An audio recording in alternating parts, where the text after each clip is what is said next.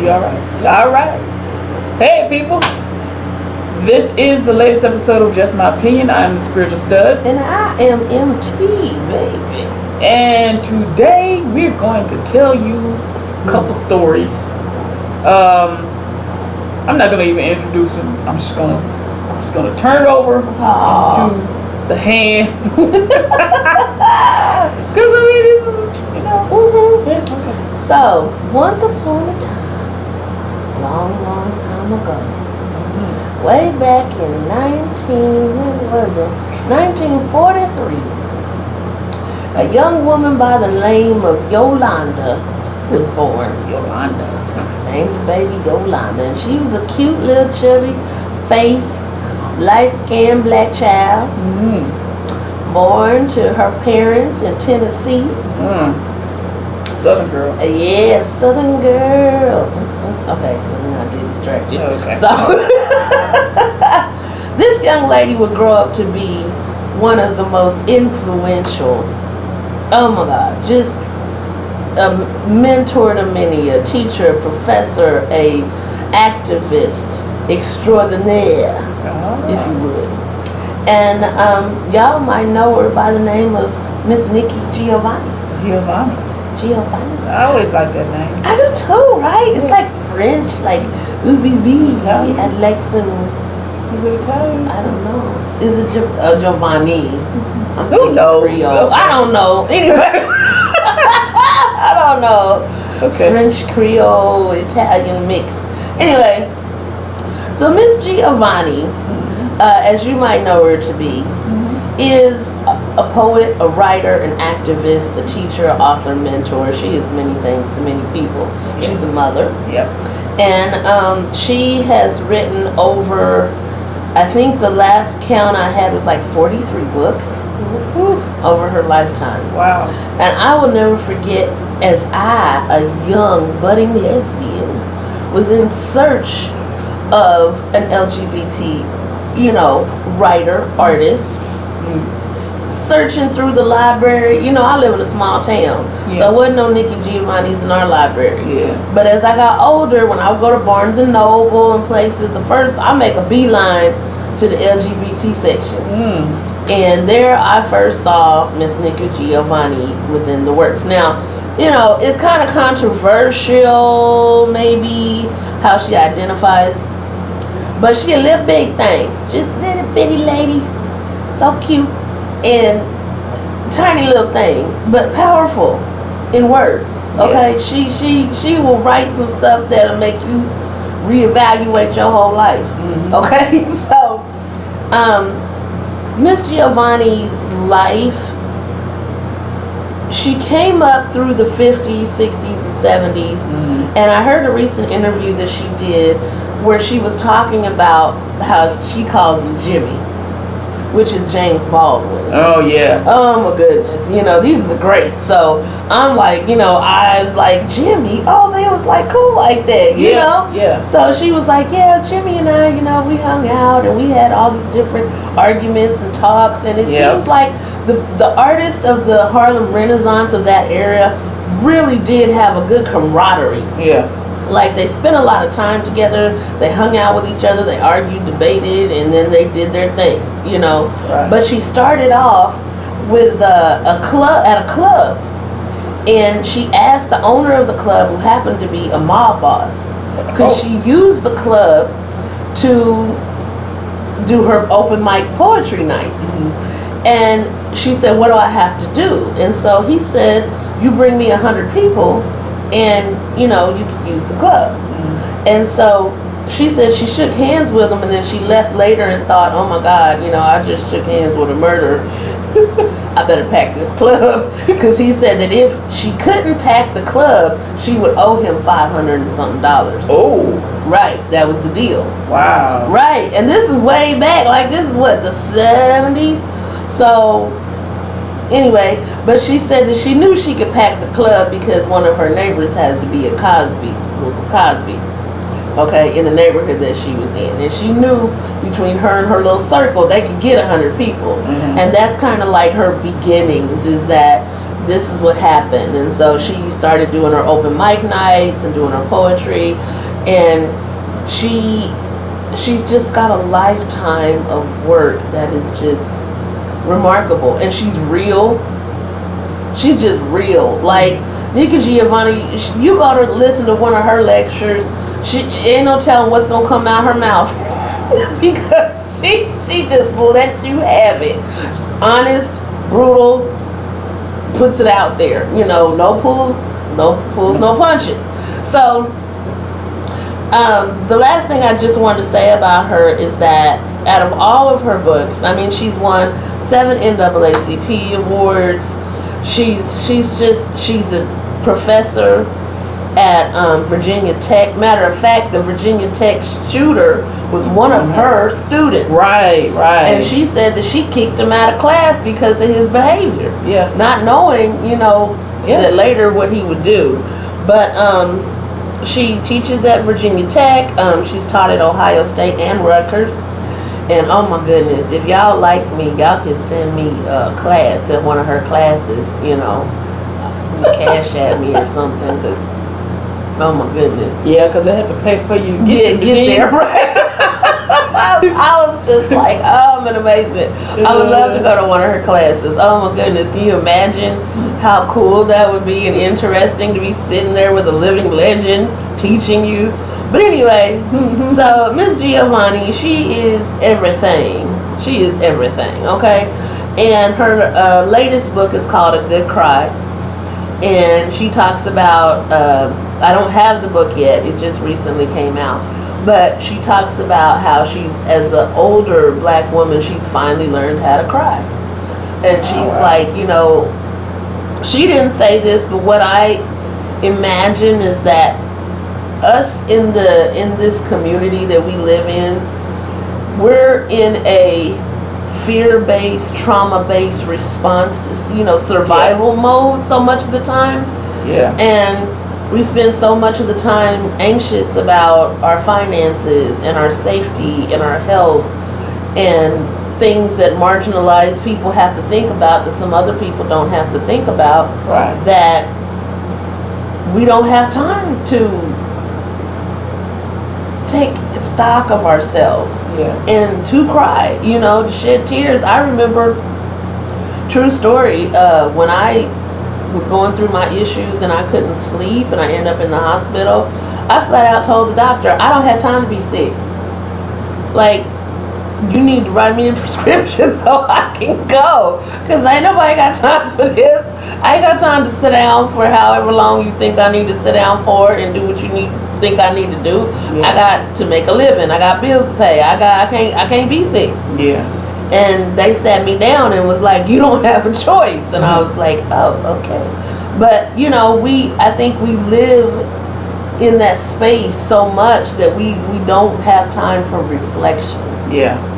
And I think, because she's up in age now, and I think that now as she's reflecting, she's learning, and this poetry book, A Good Cry, is just about that and where she's at. And I just, much love and respect to Miss Nikki Giovanni.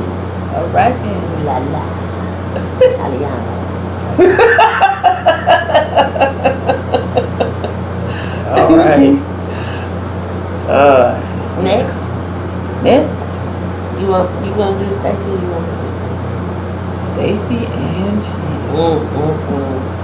Well, that's a bad girl right there. I have a short story because you turned me on to Stacey and Chinn. Yeah. So I can only tell you, as a new person coming in, listening to her, first of all, I'm going to tell you, before you read anything she's written, listen to her. Go to YouTube and listen to her read her poetry. Man, let me tell you,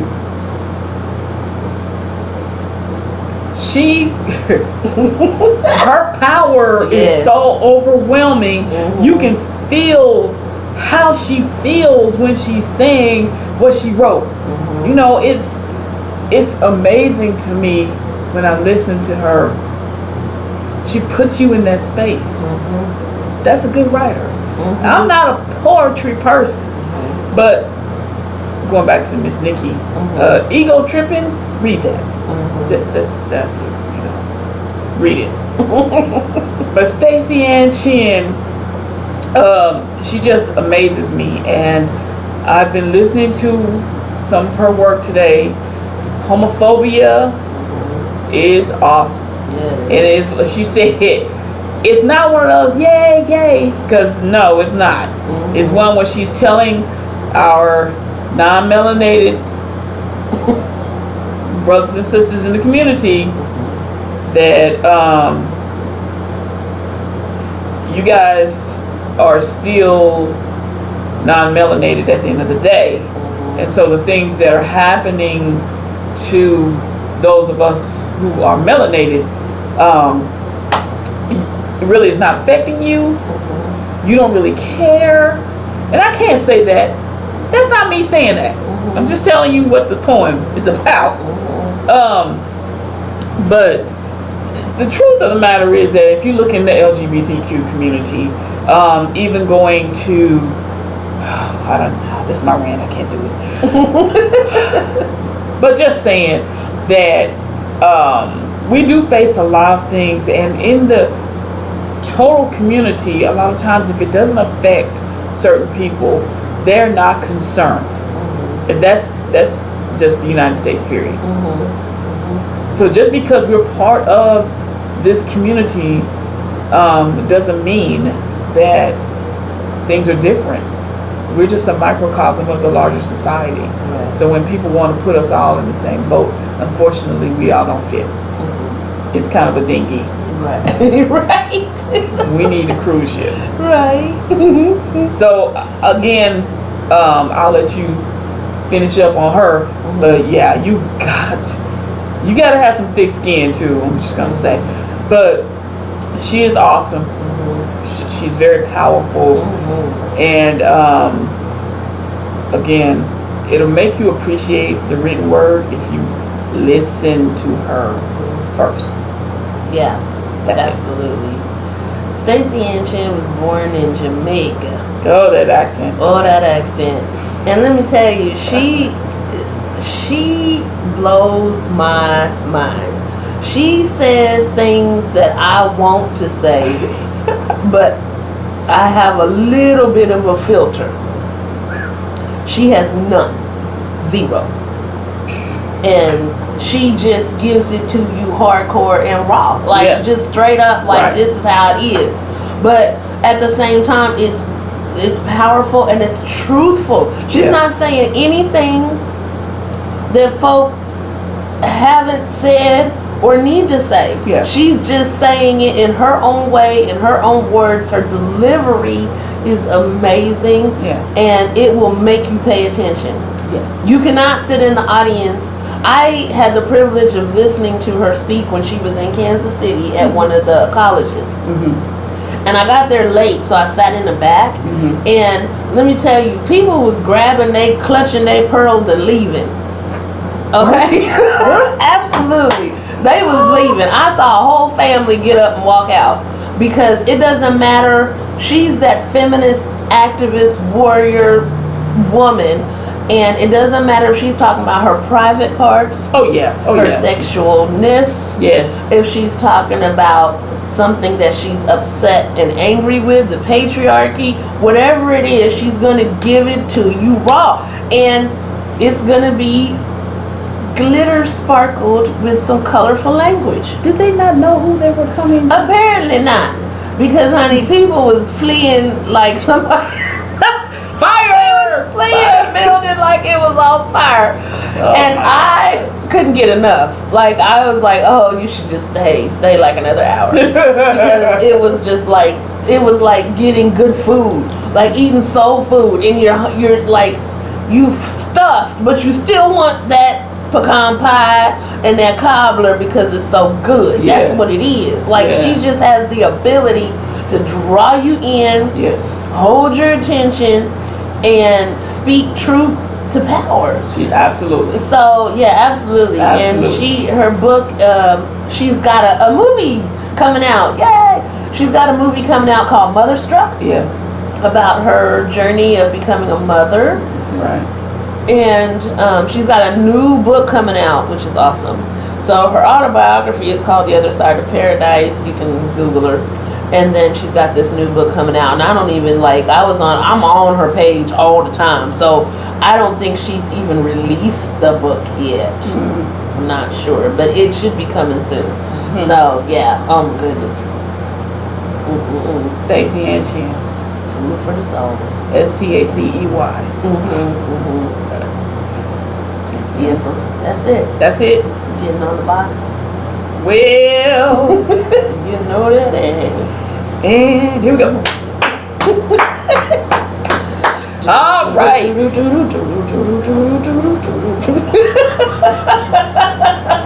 Soapbox time. Soapbox. Okay. Up on it. Yeah. Let's talk about California Straight Pride Parade, shall we? Once upon a time, there were people who said that they needed a pride parade. Now, of course, you know they were hating on our community.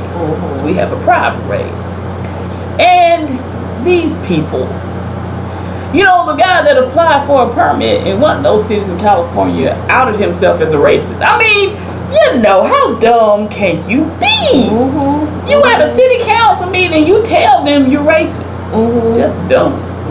Anyway, so in Modesto, California, on a clear, beautiful, sunny day, about 20 of them bigots showed up for the Pride Parade. And 200 protesters. Let's give it up for the protesters. Yes. So, this is my thing. It is, according to my research, as of August 24th, it was 329,350,757 people in these American states. 11.3 million of them are gay. 11.3 million are admitted. Now, you know we got some that ain't admitting it. Right. Nobody asked me. Nobody asked me that. I be wondering, where are these polls coming from? I think I'd take a drink out of that. 11.3 and 11.3. Nobody asked me. 11.3. So, this is my question. If y'all goddamn, excuse me. Trying to work on my profanity. It's that Stacey and Chinn spirit that got If y'all got dang near 400 million people, right, in these United States of America, and it's not even 12 million gay people, why y'all need a pride parade? What? Who made you feel like you couldn't be proud of who you are? Every day you walking down the street just as proud as you want to be. Can't nobody stop you. Ain't no cop messing with you. You ain't got to worry about if you driving right or wrong. I mean, sometimes y'all do get pulled over. Did you see, sidebar, did you see What? the cop pulled the white lady over in the truck? The one who got out to try to run and he chased her? Yes. Come on now. Nana needs her butt whooped. Nana was trying to drive off. She like, I don't want, you're not gonna even She give. did She drive did drive. She was like, you're not gonna even give me a warning. You just. That's a privilege right there. Because if it was a black Nana, her ass would have been shot. Yep. Okay? Privilege. Playing with the police. She So said what is no. it? What is it? And he kicked them and everything. What is it that y'all don't understand? I mean, what? Why? What? Wait a minute. What? Wait a minute. What is it that they said? Equality to those in power feels like oppression. Yes, it does. Equality to those in power feels like oppression. And that's why y'all needed a straight pride parade. That's why they do all of this. Man, listen. When y'all started getting mad because black folks had BET, y'all come on. Now look, we've been watching y'all forever. Right. We've been watching y'all since we could watch TV. And all of a sudden we get a little channel and with some black folks on it, and they called it Black Entertainment Television. All hell broke loose. Well, why don't we just get a white entertainment television? This here called Joe Bob, you already got it. That's why. On all the rest of the channels, they still mad about Ariel, and she's a mermaid. Come on, fictional character. Oh my God! I mean, we can't. They, you know it. Soapbox. Soapbox. Oh, okay. Alright. I don't understand. Then they said the straight culture is under attack. Christians feel under attack. It's a shame. Shameful God. Shame. I don't get that either. I don't either. How is straight culture under attack? Ain't nobody tell you can't marry that woman, man? Did anybody telling you, man, you can't marry that woman? Woman, you can't marry that man? Anybody telling y'all that? Y'all got freedoms. Their principles are under attack. Well, you know what? If you understood your principles and lived by your principles, maybe people will respect your principles a lot more. Give it up. Okay. I think I'm done on that issue.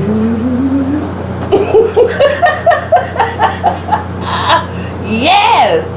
Hallelujah. And amen. Amen. Anything else you got? Yeah, I want to get on my soapbox. Okay. I want to talk about Kim Davis. All right. Let's do it. Let me talk to you. Let me talk to you for a minute. Come closer. Come here. Let me tell you something real quick. This lady had the audacity, the unmitigated gall, to try to deny somebody a permit with her funny-looking self at the office where people get the permits to get married. Right. So it was this nice little gay white man and this little hubby go up in there to get their certificate, and she refused, just flat out. Was like, nope, we ain't giving them no homosexuals. No homosexuals. No homosexuals. So what happened was they sued her ass. She got sued. She got to pay like $122 something thousand because she would not hand over the paper. And then the religious right, they decided that she was their champion. Like, yes, we will. They went gung ho for her and everybody. I don't know who. Like, we got Al Sharpton. Who do they call? Franklin Graham? I don't know who they Jerry call. Falwell? Jerry Falwell. Pat Robertson? I don't know. Anyway, they called their peoples, and they was like, we got this white lady down here. She a little funny looking, and she shaped a little strange. But what we're going to do is we're going to use her to be the face of the anti-LGBTQ movement, which goes to prove, baby, you need us. All of y'all need us. We know what happened to Kim Burrell. She's a hot mess. She ain't been seen since. Can't nobody find Kim Burrell. She probably someplace in a wig shop pick out something on her own, because the LGBT community is everywhere. We are the makeup artists. We are the hairstylists. Like, where you gonna go? Where you gonna go? We are the musicians. Hello, who you gonna get to play for you? You know what I'm saying? So when you do stupid stuff, like my friend says, play stupid games, win stupid prizes. And that's what happened. Is Kim Davis got a stupid prize, and now she got to pay money back that I know she ain't got because she got fired off her job. So did they fire? I think they did. I'm pretty sure they did. So the Jerry Falwell, I hope they can do a nice little collection plate for her. They probably did. Because she was wrong. She was just wrong. It's crazy to me. And like I've said this before on this show, but I'm gonna say it again. Say it again. I have a few friends who are atheists, agnostic, whatnot, and the atheist movement literally are the champions for Christianity. Because for those who don't believe a certain principle all the way down the line, I'm talking about like, okay, you're Muslim, you don't eat pork. Right. Okay, so brother Salama Sekum, who's Mama but anyway, the point is, if you don't eat pork, that's fine. That's you. We live in America. I happen to like Bacon. Pork chop? I don't eat pork chops, but I will tear up some bacon. I eat a pork chop every now and then. I'll eat one. I've had one before, but it's not my favorite. But the point is, I should be able to have the freedom to do whatever I want to do in this great America. Yes, ma'am.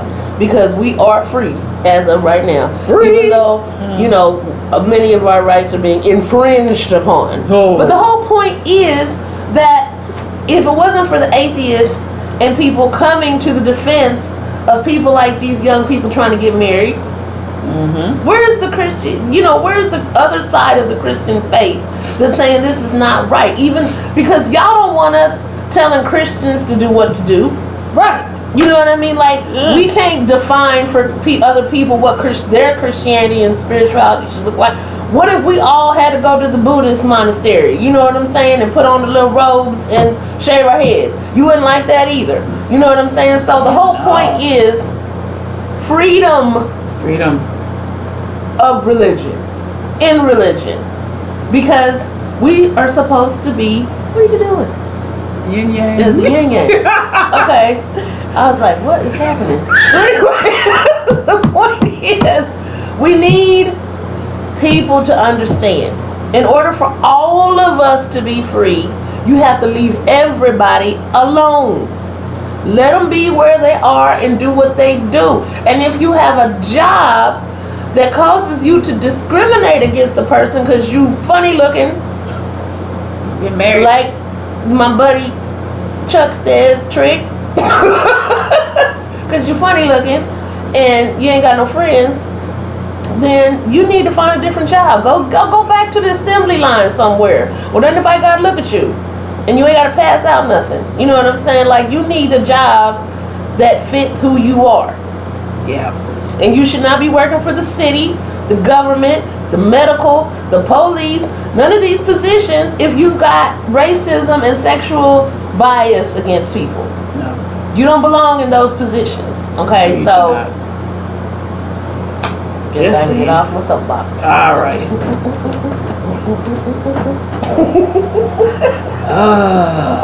Okay. All right. And the last little story.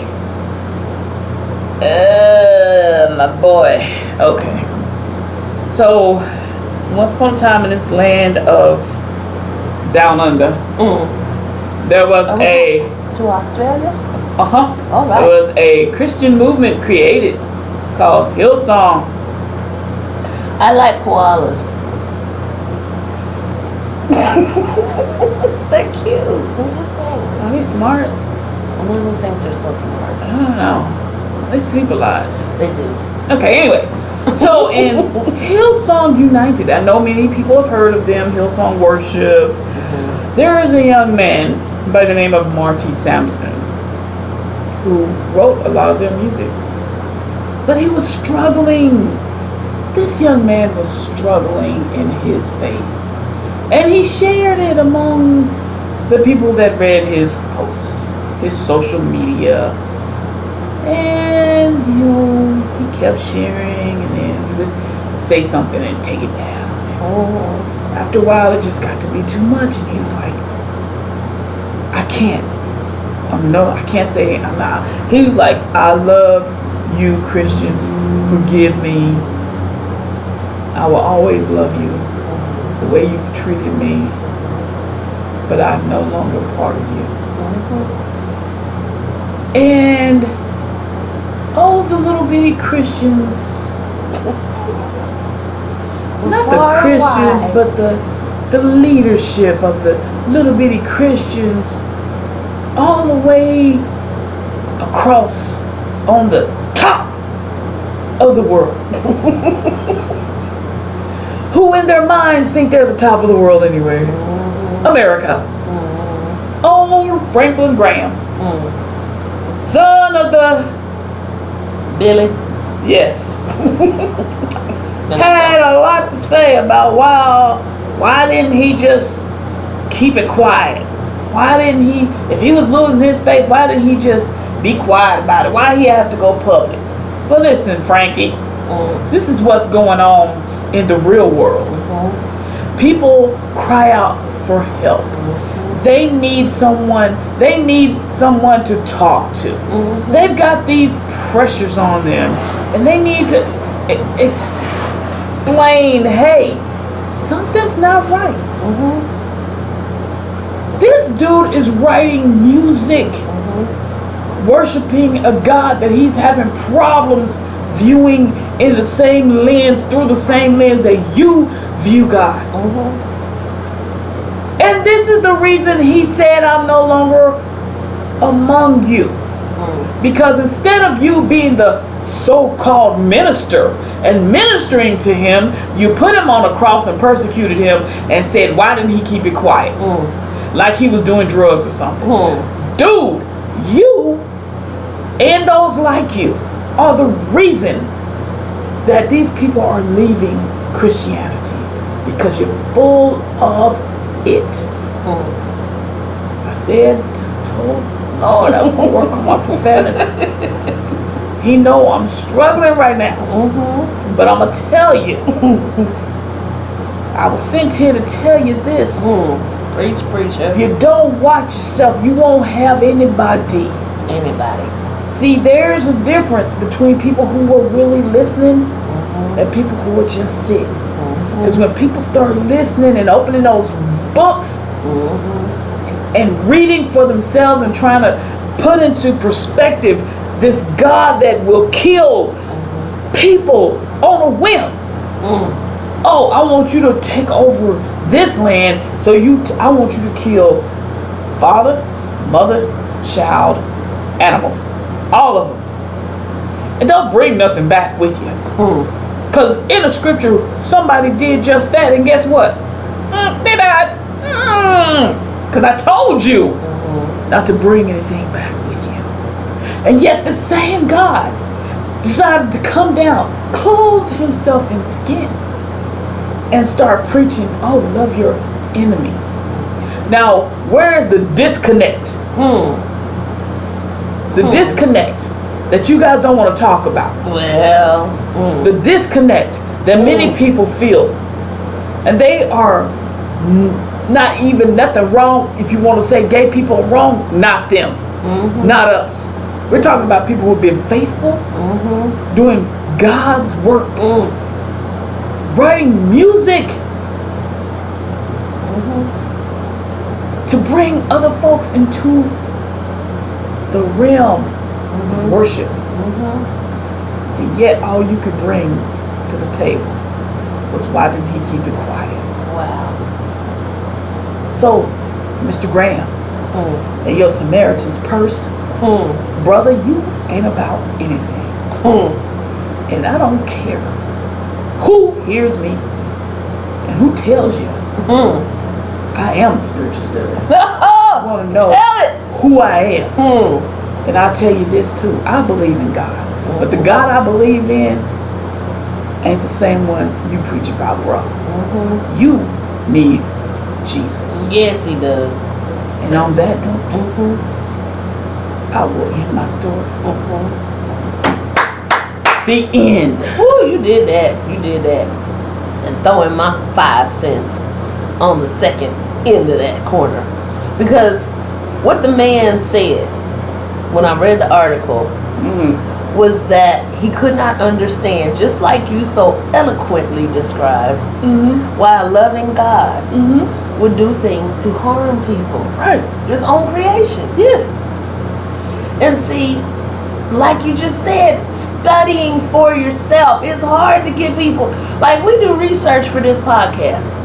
And I'm being honest, if it was not for this podcast, I wouldn't know a lot of stuff that I know now. Yeah. Because I haven't been purposeful in studying certain things within our community. But when I go out and I find resources and I find information, you can't go back. No.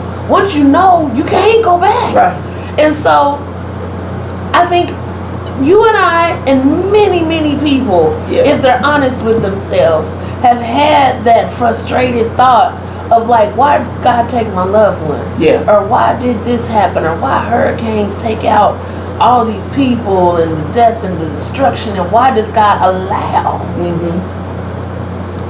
And we have been spoon-fed a religion Oh my God. that, to be perfectly honest, was corrupt from the jump. Like, last thing for real, I saw a special the other day about the Dead Sea Scrolls, and for those who don't know, that's where we get our Bible from. Yeah. Is they found these ancient scrolls written in Hebrew text that were supposed to be from the people who walked alongside Jesus, and people put together this Bible. And then they reevaluated what books should go in and what books should go out and what we should say and how we should say it. Yeah. But this is the kicker. You know what I didn't realize? Do you know they're still in 2019 deciphering Dead Sea Scrolls? Yeah. I didn't know that. Yeah. Because I'm like, we got this whole manual. I grew up with it. My parents grew up with it. My great-great-great-great-granddaddies. We had this Bible for all of these years. Mm-hmm. And nobody bothered to tell me that they still got pieces of it under the microscope trying to figure out what it says. Right. Yeah. And then you wonder why there is such a disconnect, because it's some information missing. Oh yeah. And it's some information that has been toyed with, and that's a fact. Like, that ain't even me just saying stuff off the top of my neck like I sometimes do. It's a fact. Yeah. They are still putting pieces, still finding pieces of the scrolls, the missing books of the Bible, and all this. And I'm just like, have we not been hoodwinked? Bamboozled. Led astray? Yep. That's why you got to look for yourself. Exactly. And like Spiritual Stud, I too believe in a higher power. Yeah. We like to call it the source. Yes. She came up with that, and I've been rolling with that ever since, because it encompasses what I feel God is. Mm-hmm. But let me tell you something. People like that young man and people all across the world, as we get more and more information, are starting to realize that this shaky foundation that we've been on is crumbling. And it's time for you to do the work. Do the work. Read for yourself.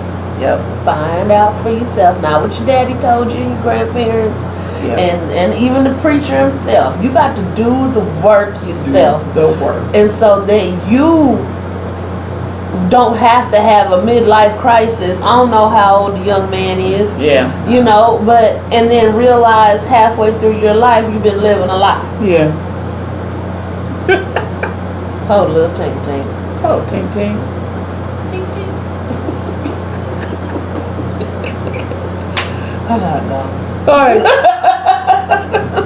So the last thing that I want to say, and I'm going to end our podcast with this saying by Oliver Wendell Holmes Sr. One's mind, once stretched by a new idea, never regains its original dimensions.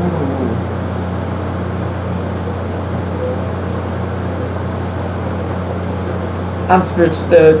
And I am empty, baby. And before I go, I want to give a shout out. Chuck Tackett as usual. You know we love you, baby. Chuck! We know you love you, baby. Hey. And I also want to give a shout out to Equality KC, because Okay. we look forward to working with them in the future, and Tom Alonso, who I will be tagging in this post. All right, Mr. Alonso, looking forward to meeting you. And it's time to go. Peace. Peace.